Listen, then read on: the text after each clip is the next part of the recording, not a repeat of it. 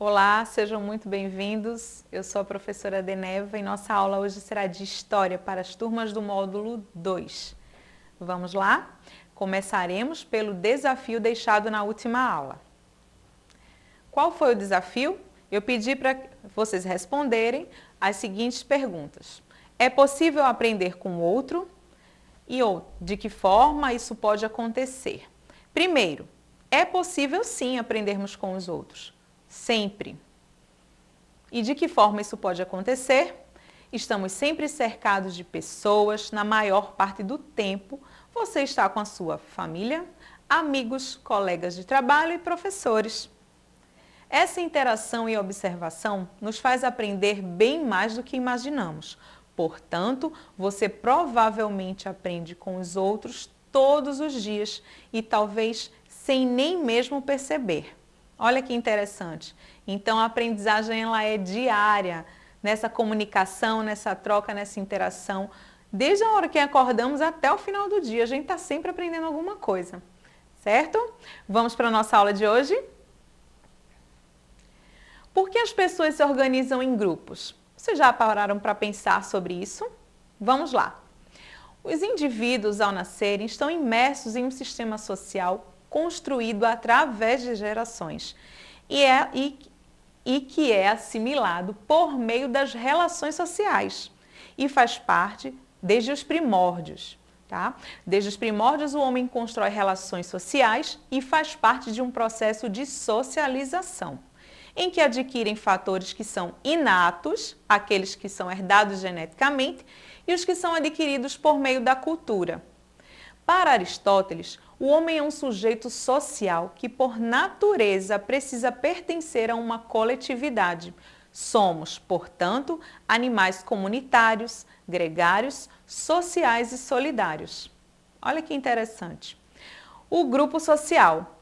Os grupos sociais existem quando em determinado conjunto de pessoas há relações estáveis em razão de objetivos e interesses comuns, assim como sentimentos de identidade grupal desenvolvidos através do contato contínuo, estabilidade nas relações interpessoais e sentimentos partilhados de pertencimento a uma mesma unidade social. São condições suficientes.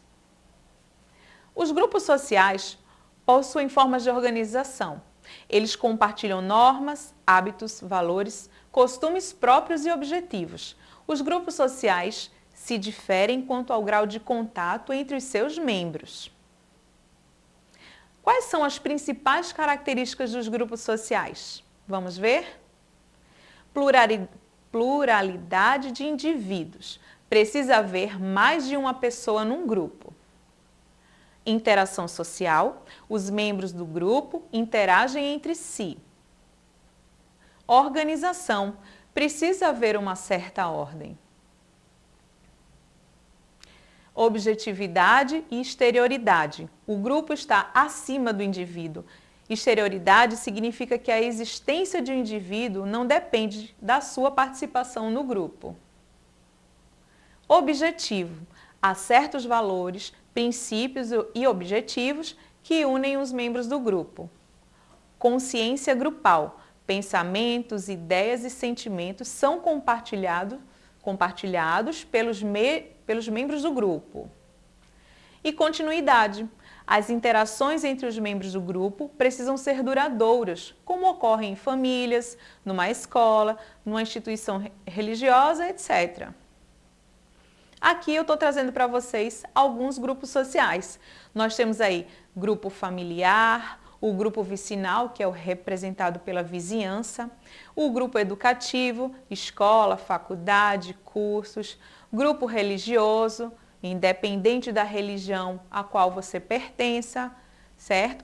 Tem mais.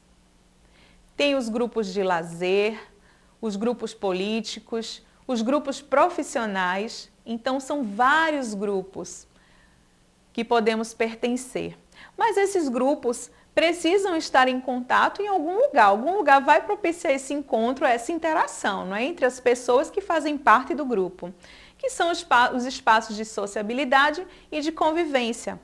Escola, casa, associação de moradores, praças, sedes de times de futebol e etc. Variados são os espaços onde as pessoas podem se encontrar e partilhar do que desejam enquanto grupo. Aqui eu estou trazendo para vocês algumas imagens, né, de praças, espaços de convivências diversos. Diferentes povos e etnias. Por que falar dos povos e etnias? Porque são influências que nós temos nos nossos costumes e hábitos, né?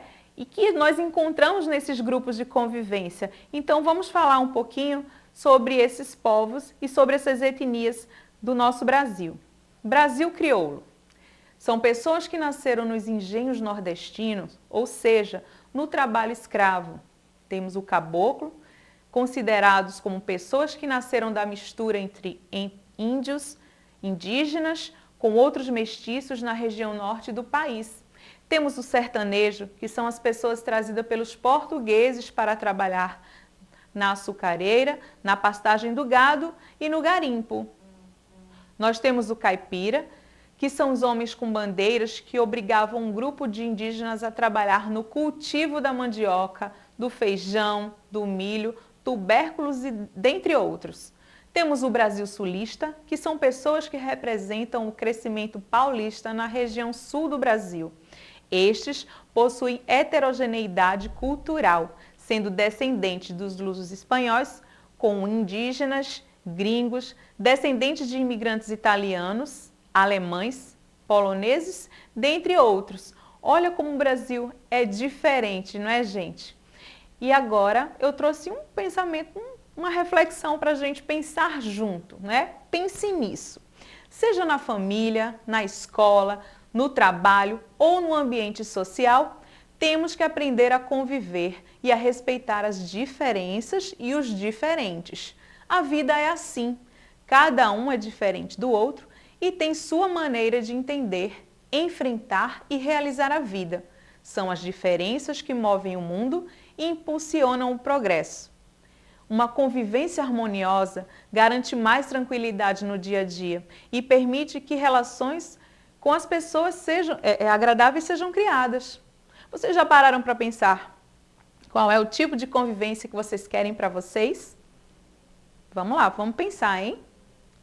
E a gente chega agora ao nosso desafio de hoje. Vamos responder cada um com o seu caderno. Vão fazer uma lista com os nomes dos grupos sociais aos quais vocês fazem parte, né? Então, pensem bem, vejam que é tudo que a gente estudou hoje, né? E façam as suas anotações, que na próxima aula a gente vai conversar mais um pouquinho. Combinado? Espero que tenham gostado e até a próxima aula.